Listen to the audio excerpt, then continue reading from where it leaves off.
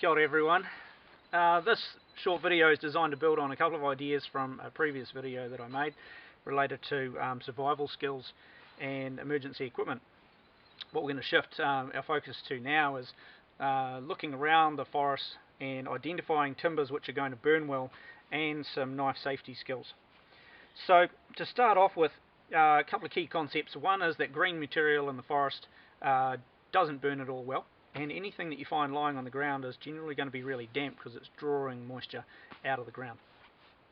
You're going to need a supply of material which is going to ignite easily and produce quite a bit of heat. Okay, so this is wheki, it's a tree fern, it's the dead frond, and why it's good, it won't necessarily burn for very long, but if you can get a flame to it, it'll, like I said, produce heat which might transfer into other twigs and sticks.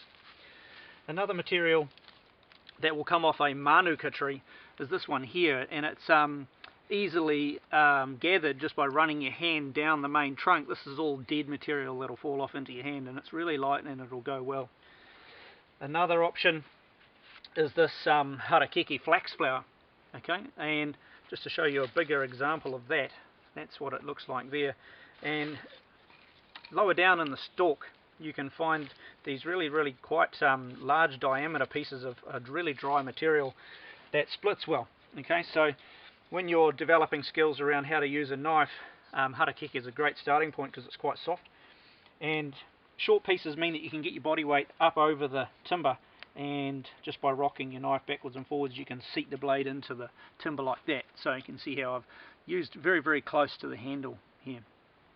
Okay, so getting up over my knife, I can just push that down. It's just using my body weight, locking my elbows, and harakeke splits really nicely. Okay, so kindling like that, and once you get the hang of it, you can go almost as fine as you like with that stuff, and that'll burn really well. Another option in the New Zealand bush, this one's called tōtara, and you'll notice that I've done some shaving. I've taken the bark off it. Often if you remove the bark, it sort of exposes some dry timber below that, and that might be enough to be able to get a fire going, taking that wet layer off. And so with that in mind, I'll just grab a piece of manuka here and I'll show you what I mean.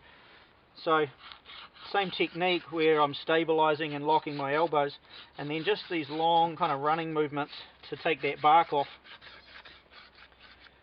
shaving that material off. That's it there. That's the light material that we're talking about.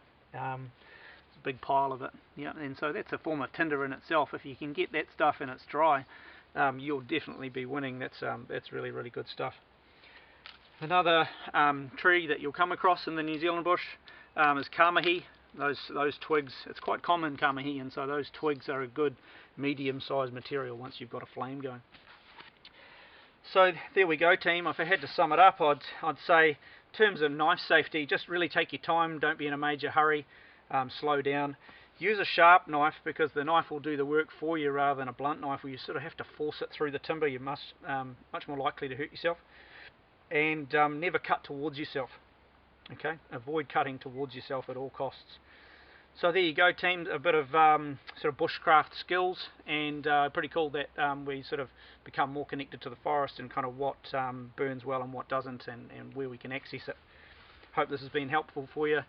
Ngā mihi, team. Until next time. Thank you.